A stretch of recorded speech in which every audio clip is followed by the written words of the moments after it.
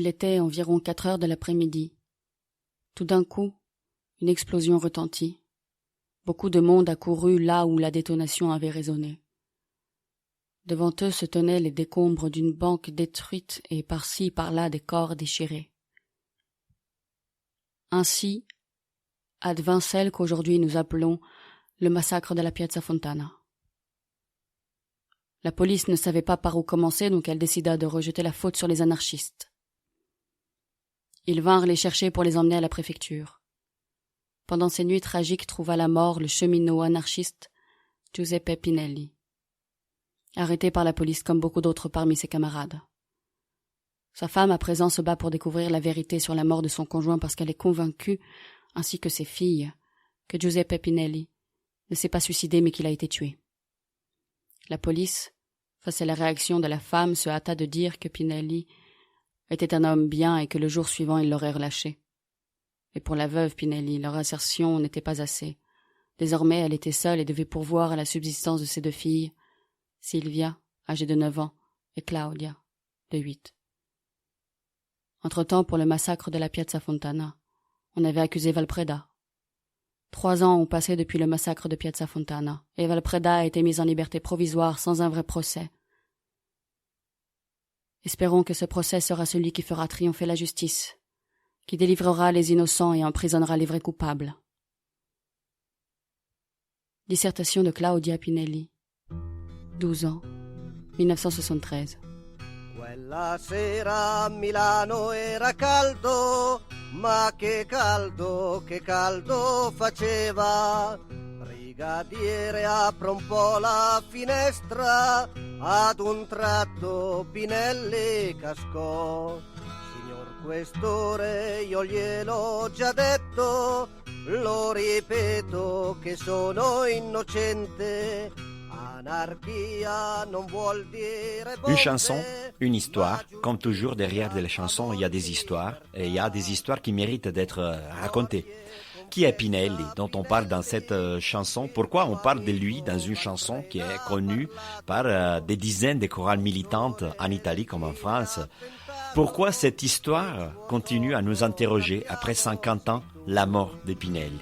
Possibile, grida Pinelli, un compagno non può averlo fatto, è l'autore di questo misfatto. Lors de cette émission réalisée par Yael Lucas et moi-même, Lorenzo Valera, on essaiera de répondre à ces questions, on en posera des autres à l'aide de plusieurs matériels qu'on a préparés, des fragments sonores d'archives, une longue conversation avec Claudia Pinelli, la fille de Pinelli, qu'on a rencontrée à Milan en avril 2019, des interviews, des lettres, des chansons, des chapitres poétiques et des extraits de la transposition radiophonique qu'on a réalisée spécialement pour cette émission d'une pièce de Dario Fo. Dans la pièce Mort accidentelle d'un anarchiste, un fou complètement mythomane se fait passer pour le juge chargé de la révision de l'enquête et révèle les contradictions des policiers. Era un compagno, non importa se era innocente, era anarchico e questo ci basta, disse guida il feroce.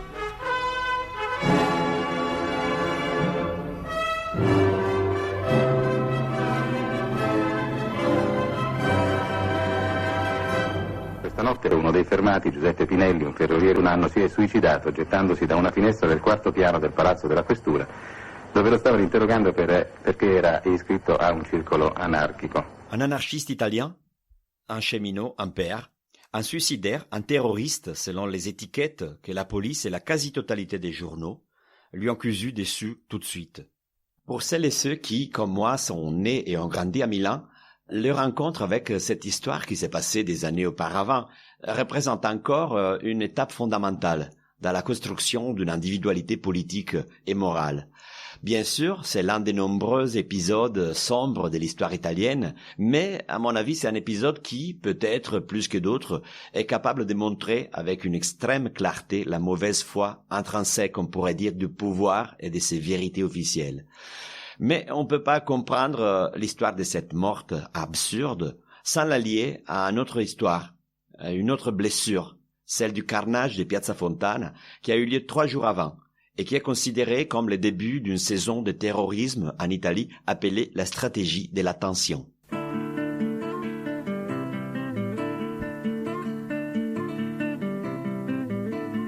Il pomeriggio del 12 dicembre in piazza del Duomo ce l'avete illuminato, ma in via del Corso non ci sono le luci. Per l'autunno caldo il comune le ha levate in piazza Fontana. L'après-midi du 12 décembre, il y a un sapin en piazza del Duomo. Mais en via del Corso, il n'y a pas de lumière. Ils ont été enlevés par le maire.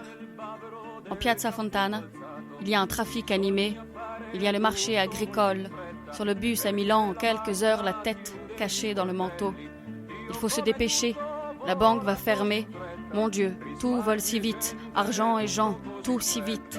No, no, no, non si può più dormire. La luna è rossa è di violenza. Bisogna piangere i sogni per capire che l'ultima giustizia borghese si è spenta. Non, non, non, on ne peut plus dormir. La lune est rouge, rouge comme la violence. Il faut pleurer sans sommeil pour comprendre que la dernière justice bourgeoise est finie. Décembre descend sur le soir, sur les gens qui parlent Noël. Si je vais avoir un futur, je vais acheter une maison, ça se passera bien. On dit qu'en Piazza Fontana, une chaudière a éclaté, peut-être là, sur le pavé. 16 morts, un cardinal les bénit.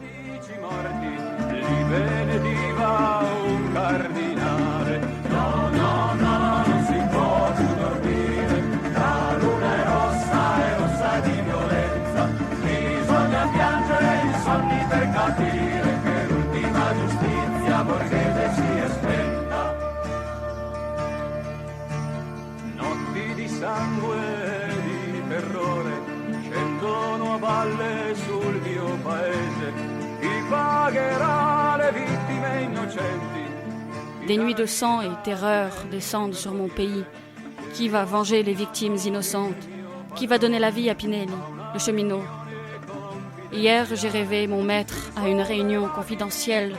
Ils se sont levés le chapeau avant de faire ce massacre.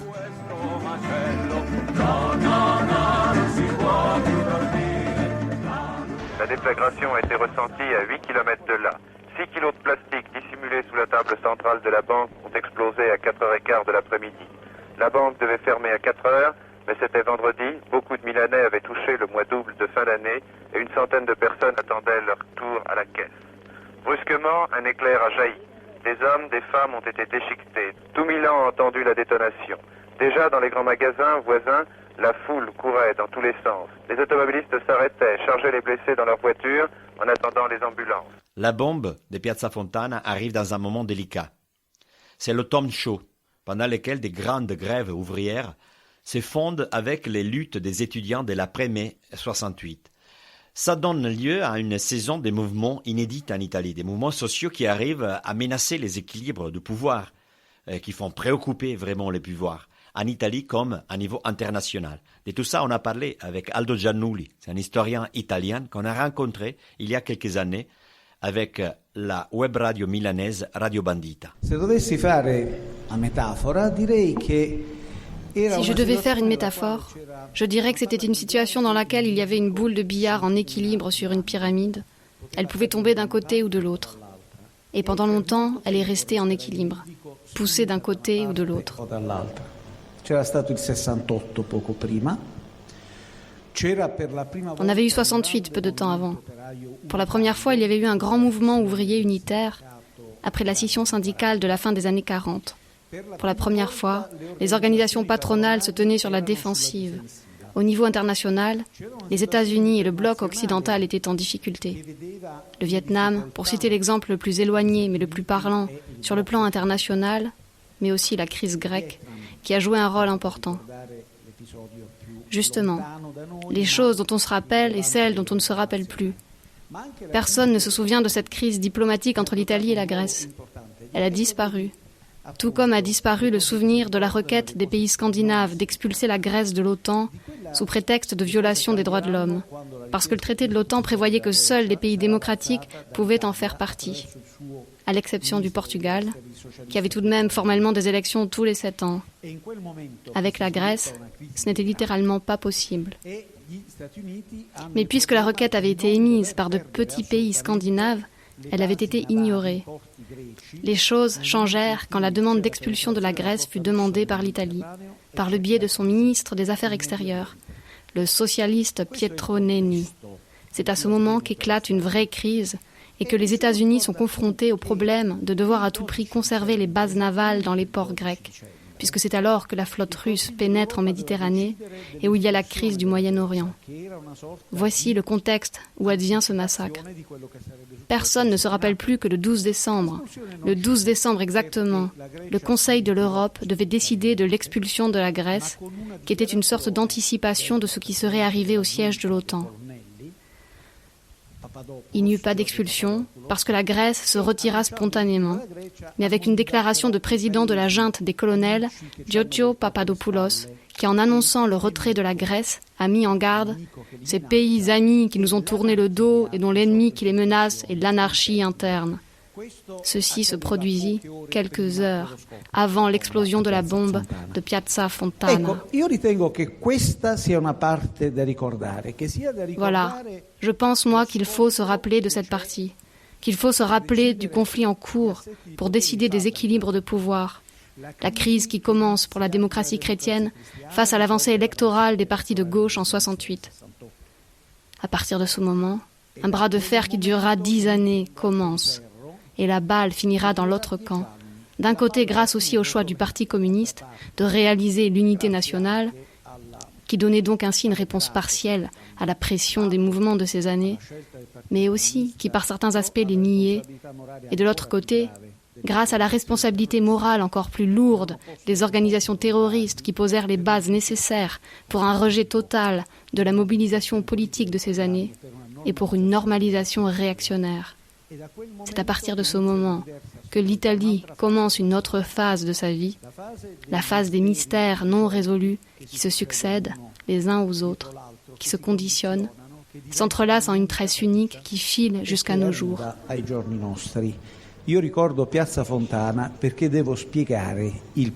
Je me souviens de Piazza Fontana parce que je lui dois le présent.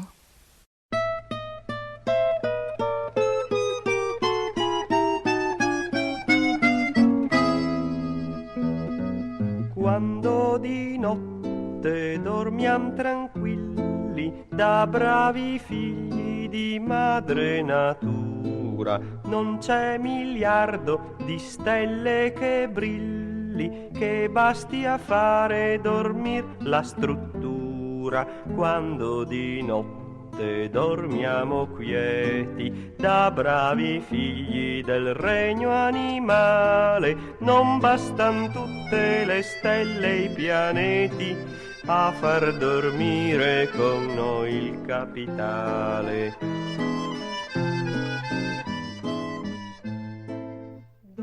145 attentats avaient été commis entre janvier et décembre 69, presque tous d'inspiration fasciste et tous initialement attribués aux anarchistes. Cette fois encore, et sans aucun indice, l'enquête suit la même piste, encore toujours les anarchistes.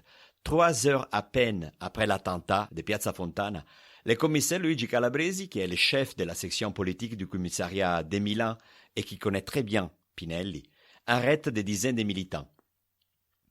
La plupart sont libérés dans les heures qui suivent, mais Giuseppe Pinelli reste en garde à vue. Et après 3 jours d'interrogatoire, dans la nuit du 14 au 15 décembre, il meurt en tombant de la fenêtre du bureau de Calabresi, au 4e étage du commissariat.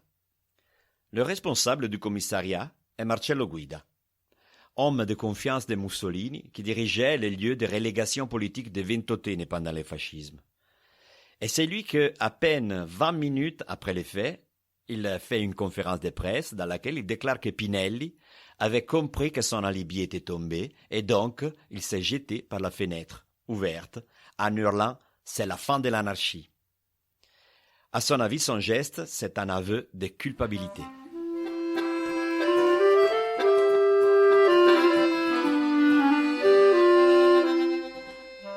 Extrait de Mort accidentelle d'un anarchiste, Paris au faux.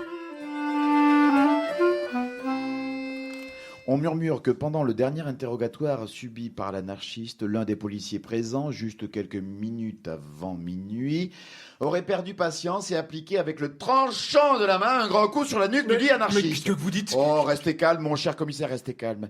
Lequel en aurait été à moitié paralysé. Il râlait même, il respirait difficilement. Alors on aurait appelé l'ambulance. Dans l'intervalle, en essayant de le ranimer, on aurait ouvert la fenêtre, on y aurait conduit l'anarchiste, on l'aurait maintenu penché sur la barre d'appui, puis, pour que l'air plutôt frais de la nuit le secoue un peu. On dit qu'ils étaient deux à le soutenir, et comme il arrive en général dans ces cas-là, chacun se repose sur l'autre. C'est moi qui le tiens. Oh non, c'est toi qui le tiens. Et badaboum, lève-la par terre. Non, mais vous êtes devenu fou. C'est très exactement cela. Vous devez admettre que cette version dissiperait bien des mystères. Pourquoi cette ambulance appelée à l'avance ? Pourquoi cette chute d'un corps inerte ? Et même le terme étrange utilisé par le ministère public dans ses conclusions. Quel terme ?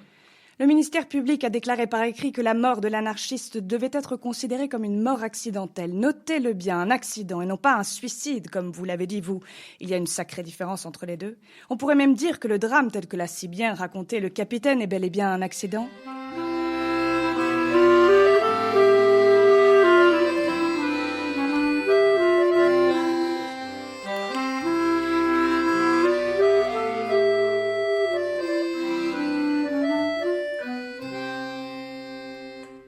La matinée suivante, les journaux annoncent l'arrestation d'un homme désigné comme l'auteur matériel du carnage.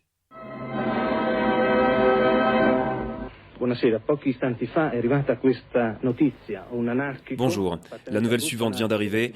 Un anarchiste appartenant au groupe 22 mars, nommé Pietro Valpreda, a été reconnu par un témoin que nous avons joint ce matin à Milan au cours d'une confrontation, qui s'est tenue en présence d'un magistrat. Il a été accusé pour sa participation dans le massacre et sa garde à vue s'est transformée en arrestation.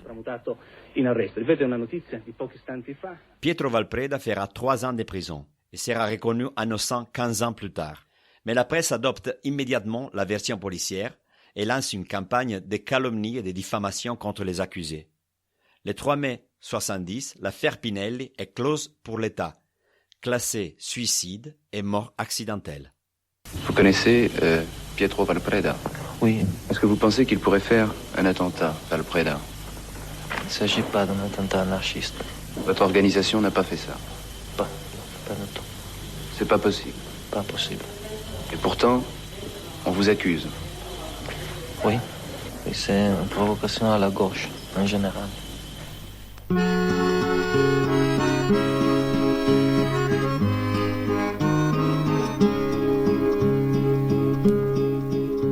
Quella sera a Milano era caldo, ma che caldo faceva. Brigatiere, apri un po' la finestra. Una spinta e Pinelli va giù.